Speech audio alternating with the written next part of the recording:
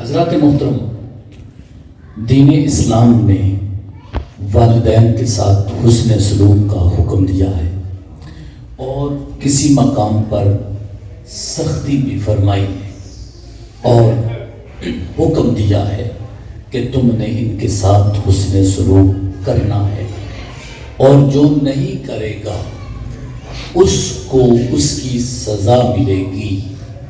یہ شریعت اسلامیہ کی طرف سے پابندی ہے۔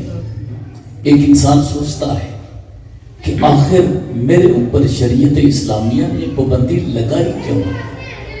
میں تو ایک آزاد تھا اور میں ایک آزاد ہوں، اپنی مرضی کا مالک، تو پھر شریعت اسلامیہ یہ کیوں مجھے حکم دیتی ہے کہ تم نے والدین کے سامنے اف تک نہیں کرنا، تمہاری سانس کی آواز تک بھی جب کہ تمہارا ارادہ ان کی نافرمانی ہو تو تمہاری سانس تک کی آواز بھی نہیں نکلنی چاہیے۔ آخر یہ پابندی کیوں ہے؟ اور پھر یہ بھی کہا گیا ہے کہ جب وہ نہ رہیں تب ان کی قبر پر بھی جانا ہے۔ یہ سارے معاملات کیوں ہیں دنیا کے اندر؟ پھر یہ بھی بتایا گیا ہے کہ جو ان کی نافرمانی کرے گا وہ اللہ کا نافرمان ہوگا اور اس کو اللہ کے غضب کا سامنا کرنا ہوگا۔ جو انسان ان کی نافرمانی کرے گا، مقابلہ بازی کرے گا، اس انسان کو جواب دینا ہوگا اس دنیا کے اندر بھی اور آخرت میں بھی۔ آخر یہ ساری پابندیاں کیوں ہیں؟ اس کی وجہ کیا ہے؟ ماں باپ کی بات آتی ہے تو دفاع میں شریعت آ جاتی ہے اور بچے کو منع کر دیتی ہے کہ خبردار تو اف نہیں کہہ سکتا، تو نے نرمی سے بات کرنی ہے، تو نے آسان طریقے سے بات کرنی ہے، حسن سلوک کرنا ہے۔ سوال یہ پیدا ہوتا ہے کہ شریعت اسلامیہ آخر اتنی پابندی اور سختی کیوں فرما رہی ہے؟ اس کے پیچھے کچھ وجوہات ہیں جو شریعت اسلامیہ نے اتنی سختی فرمائی والدین کے ساتھ، اور پھر جو ان کا ادب کرے گا ان کو جو انعامات عطا کیے جائیں گے یا دنیا میں کیے جاتے ہیں۔ یہ سارے معاملات کے پیچھے کچھ وجوہات ہیں۔ ایک یہ ہے کہ جب یہ چھوٹا سا تھا، بلکہ اس دنیا میں آیا، سب سے پہلی تو یہ بات ہے کہ اس دنیا میں آیا تو اس کے آنے کا ظاہری سبب کون بنا؟ اس کے والدین بنے۔ یہ اس دنیا میں آیا تو آنے کا ظاہری سبب کون بنا؟ والدین بنے۔ پھر اس کے بعد جب یہ دنیا میں آ گیا پھر اس کو پیار ملا، پھر اس کو گھر ملا، پھر اس کو روٹی ملی، پھر اس کو کپڑا ملا، پھر اس کو پیار ملا، پھر اس کو کھانا، ہر چیز ملی۔ اس نے جو زبان سے نکالا اس کو عطا کیا گیا، اس کو والدین کی طرف سے عطا کیا گیا۔ اس نے لڑ کر بھی لینا چاہا تو اس کو ملا، اس نے رو کر بھی لینا چاہا تو اس کو ملا۔ یہ سب کچھ اس کو جو ملا تھا یہ کس نے ضروری کیا تھا کہ اس کو تم نے یہ دینا ہوگا، تم نے اس کو روٹی کھلانی ہوگی، اس کو کپڑا دینا ہوگا، اس کو مکان دینا ہوگا، سب کچھ دینا ہوگا۔ کس نے ضروری کیا تھا؟ اس نے ضروری کیا تھا جس نے یہ ضروری کیا ہے کہ تم نے اف تک نہیں کہنا۔ اللہ نے فرمایا وَعَلَى الْمَوْلُودِ لَهُ رِزْقُهُنَّ وَكِسْوَتُهُنَّ بِالْمَعْرُوفِ۔ بچے کا لباس، اس کی روٹی، رزق، رہن سہن، یہ سب کچھ رزق کے اندر آتا ہے۔ فرمایا کہ یہ سب کچھ باپ پر ضروری ہے کہ وہ بچے کو دے گا۔ اب جو باپ نہیں دے گا گنہگار ہوگا، جو نہیں دے گا مجرم ہوگا، جو نہیں دے گا اس کو حساب دینا ہوگا۔ اب یہ دیکھیں ایک تقسیم ہے اللہ کی۔ جب یہ بچہ تھا اور اپنے آپ کو سنبھال نہیں سکتا تھا، اپنی گردن نہیں اٹھا سکتا تھا، بیٹھ نہیں سکتا تھا، چل نہیں سکتا تھا، اپنے کام نہیں کر سکتا تھا، پیسہ نہیں کما سکتا تھا، اس کے پاس بستر نہیں تھا، اس کے پاس چھت نہیں تھی، اس کی حفاظت کرنے والا ظاہری طور پر دنیا میں کوئی نہیں تھا، جب یہ کچھ بھی نہیں تھا اس کے پاس، تو اللہ نے باپ پر لازم کیا تھا کہ یہ تم نے کرنا ہے۔ اب جب یہ بڑا ہو گیا، اب جب یہ جوان ہو گیا، اب جب یہ کمانے والا ہو گیا، اب جب یہ لباس پہننے والا ہو گیا، اب جب یہ خود روٹی کمانے والا ہو گیا، اب جب یہ سارا کچھ یہ خود سنبھالنے لگ پڑا اور وہ بوڑھے ہو گئے، وہ اپنے آپ کو سنبھالنے والے نہ رہے، جب وہ اپنے لباس کا اہتمام اس طرح نہ کرنے والے رہے جب جس طرح وہ جوانی میں کرتے تھے، جب ان کے پاس اختیارات ظاہری طور پر ختم ہونے لگے، جب ان کی طاقت کمزور ہونے لگ پڑی، جب وہ وَمَن نُعَمِّرْهُ نَنكِسُهُ فِي الْخَلْقِ، ہم جس کو بڑا کرتے ہیں اس کو کمزور کرتے جاتے ہیں تخلیق کے اندر، جب وہ کمزور ہونے لگ پڑا، جب وہ دونوں شخصیات کمزور ہونے لگ پڑی، تو اللہ نے فرمایا فَلَا تَقُلْ لَهُمَا اُفٍّ، احسان دیکھ ان کے کتنے ہیں، میں تمہیں اجازت نہیں دوں گا کہ ان کی بارگاہ میں تو اف تک بھی کہہ سکے۔ تو اس کا مطلب ہے کہ وہ جب سنبھال نہیں سکتا تھا تو ان پر لازم تھا، اب وہ نہیں سنبھال سکتے تو ان کی بھی ذمہ داریاں ہیں۔ اب یہ مطلب نہیں کہ جب یہ کمزور تھا تو انہوں نے پیار کیا، اب جب یہ طاقت میں آیا تو ان کے سامنے بولیں، ان کے سامنے بدتمیزی کریں اور کہے کہ یہ میرا مال کھاتے ہیں، کہے کہ یہ میری بات نہیں مانتے، کہے کہ یہ جو ہے یہ اپنا روگ مجھ پر جماتے ہیں، ساری باتیں وہ اپنی جوانی میں یہ کہے، اس سے پہلے اللہ نے اس کو منع کر دیا ہے کہ تمہیں اجازت نہیں۔ فَلَا تَقُلْ لَهُمَا اُفٍّ، امام ابن کثیر فرماتے ہیں اف کا مطلب کیا ہے؟ وہ فرماتے ہیں جب بندہ سانس لیتا ہے، جب سانس لیتا ہے تو اگر انسان نافرمانی کی وجہ سے یا ان کے مقابلہ بازی کی وجہ سے ان کے سامنے آ رہا ہو تو بتایا جا رہا ہے کہ آج تمہیں اجازت نہیں ہے کہ تم اپنے والدین کے سامنے سانس بھی اس طرح کا لے سکو کہ جس کی آواز آئے، اس سے بھی منع کیا ہے۔ اور پھر آپ خود اندازہ لگائیں، اگر والدہ کی طرف چلے جائیں، اگر والدہ کی طرف چلا جائے تو اس کے بھی پیچھے وجہ بیان کی ہے، فرمایا حملتہ امہ کرہا ووضعتہ کرہا، ماں نے بڑی تکلیف کی حالت میں اٹھا کے رکھا ہے، 9 ماہ ماں نے جنم دینے سے پہلے اٹھا کے رکھا۔ آج اگر بیٹے کو کہا جائے بیٹا گلاس پکڑو اور ماں کو پانی پلاؤ، وہ جا کر پاس کھڑا ہوگا، 1 منٹ بھی نہیں گزرے گا تو کہے گا پکڑ بھی لیں، میں ایسے ہی کھڑا ہوں اتنی دیر کا، گلاس لے کے کھڑا ہوں، پکڑے بھی گلاس۔ جو 1 منٹ برداشت نہیں کر سکا، ماں نے اس کو 9 ماہ تک اٹھا کے رکھا۔ آخر اس کا بھی تو کوئی بدلہ ہوگا کہ یہ 1 منٹ کے لیے گلاس پکڑ کے کھڑا نہیں ہو سکتا، اور اس ماں نے گلاس کا کتنا وزن ہوتا ہے، اس ماں نے 9 ماہ تک اس سارے بچے کو اٹھا کے رکھا۔ حملتہ امہ کرہا ووضعتہ کرہا، اور جب اس کو جنم دیا تو جنم دینا آسان نہ تھا، وہ جنم دینے سے پہلے سمجھ رہی تھی کہ شاید آج میری زندگی کا آخری دن ہوگا، کیونکہ اس کو مشکل سمجھ آ رہی تھی۔ اس نے جنم دیا، وَحَمْلُهُ وَفِصَالُهُ 30 شہرا، اور پھر صرف یہ نہیں 3 ماہ تک وہ اس کی خدمت میں لگی رہی۔ قرآن پاک نے اس کی ابتدائی خدمت کو بیان کیا کہ اس نے جنم بھی دیا، اس سے پہلے اٹھا کے بھی رکھا ہے، پھر اس کو دودھ بھی پلاتی رہی۔ ہمارے ہاں تو پتہ ہے 20-25 سال تک مانگتا ہی رہتا ہے نوجوان، 20-25 سال تک تعلیم حاصل کرتا ہے پھر بھی مانگتا ہے۔ وہ چاہے ٹوکری اٹھائیں، چاہے وہ مزدوری کریں، وہ محنت کریں، جو بھی کریں، کسی سے ادھار لیں، اپنا زیور بیچیں، کچھ بھی کریں، انہوں نے پیار محبت سے اس کو دینا ہے کہ یہ میری ذمہ داری ہے، میرے بچوں کا مستقبل ہے۔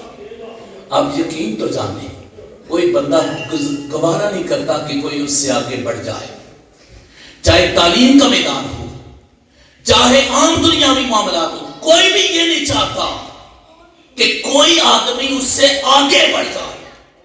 دنیا میں ایک انسان ایسا ہے اور اس کو باپ کہتے ہیں، جو ہر لمحہ کہتا ہے کہ کاش میرا بیٹا مجھ سے بھی آگے بڑھ جائے۔ میں اگلے دن میرے ایک دوست تھے تو ایک وہ مٹھائی کا ایک ڈبہ پکڑا ہوا تھا، انہوں نے وہ کہتے ہیں کہ میرے ہاں بیٹا ہوا ہے، بیٹا اللہ نے دیا ہے، تو میں یہ خوشی میں لے کر آیا۔ میں نے کہا ماشاءاللہ وہ نعتیں بھی پڑھتے، وہ ایک اچھی یونیورسٹی میں بھی پڑھے ہوئے، دینی ماحول سوسل۔ میں نے ان کو کہا کہ اللہ آپ کے بیٹے کو آپ جیسا بنائے، لیکن باپ تھا نا، اس کا جواب تو سنے کہ جواب کیا تھا۔ وہ باپ تھا، کوئی اور نہیں تھا، کوئی مقابلے والا نہیں تھا۔ اس نے کہا مفتی صاحب یہ نہ دعا کریں کہ اللہ میرے بیٹے کو مجھ جیسا بنائے، دعا کریں اللہ میرے بیٹے کو مجھ سے 1000 درجہ افضل والا بنائے۔ باپ تھا اس لیے دعا کی تھی اس نے۔ وہ باپ تھا جو چاہتا تھا کہ میرا بیٹا مجھ سے بھی بڑا ہو جائے، وہ چاہتا تھا کہ یہ بیٹا اس کی پگ بن جائے، اس کی دستار بن جائے، وہ یہ چاہتا تھا، اس لیے اس نے کہا کہ یہ مجھ سے بھی آگے نکل جائے۔ اور باپ کہتا ہے بیٹا میں تو پڑھا نہیں پر میری خواہش ہے تو پڑھ جائے، تیرا نام ہو تو دنیا اور آخرت میں کامیاب ہو جائے۔ یہ کون تھا؟ یہ باپ تھا، یہ والد تھا جس نے یہ کہا کہ تو آگے بڑھ جائے۔ اس لیے شریعت اسلامیہ نے کہا نا، اس لیے وہ نوجوان جب آقا علیہ السلام کی بارگاہ میں گیا اور جب کہتا ہے یا رسول اللہ میں جس وقت گھر میں آتا ہوں میرا باپ میری جیب میں پیسے، میری جیب میں ہاتھ ڈالتا ہے اور جو کچھ ہوتا ہے وہ نکال لیتا ہے۔ آقا جو کچھ ہوتا ہے نکال لیتا ہے۔ آقا نے کیا فرمایا؟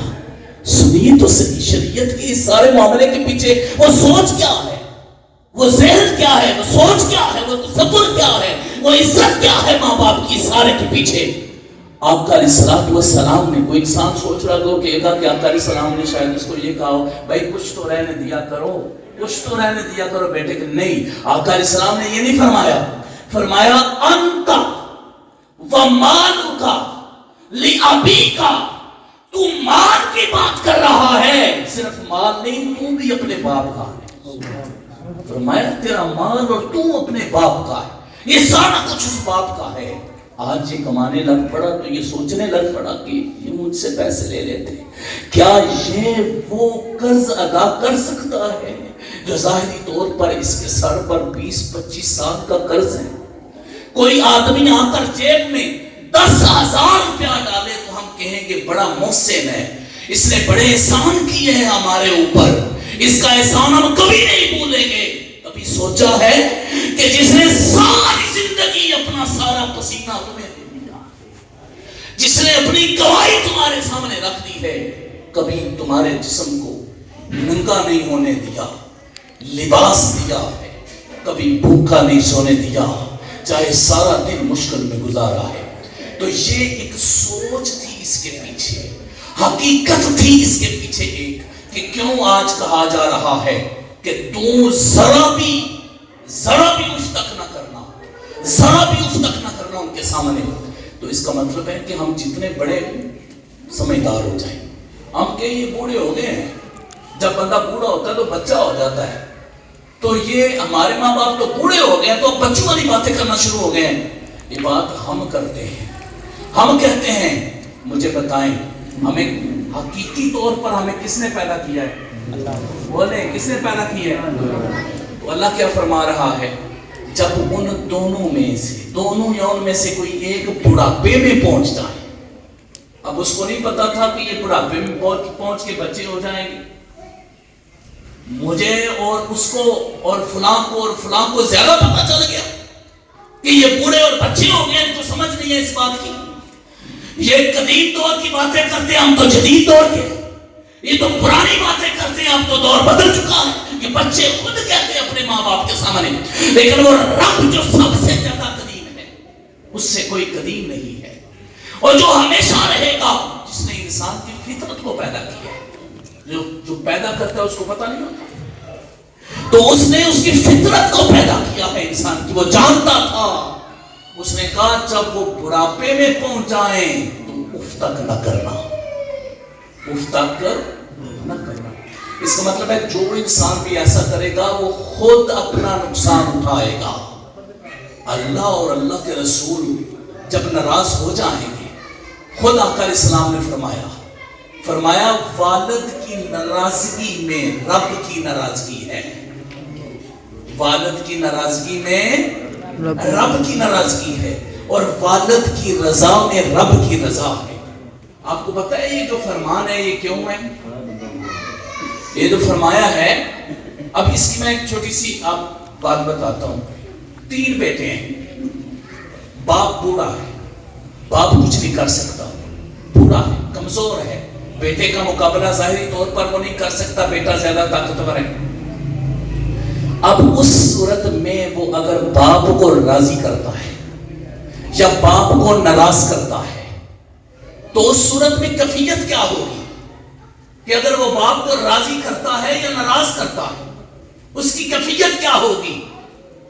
اس کی کیفیت یہ ہوگی، آقا علیہ السلام نے فرمایا انا والد من لا والد لہ، جس کا کوئی والد نہیں اس کا میں والد ہوں۔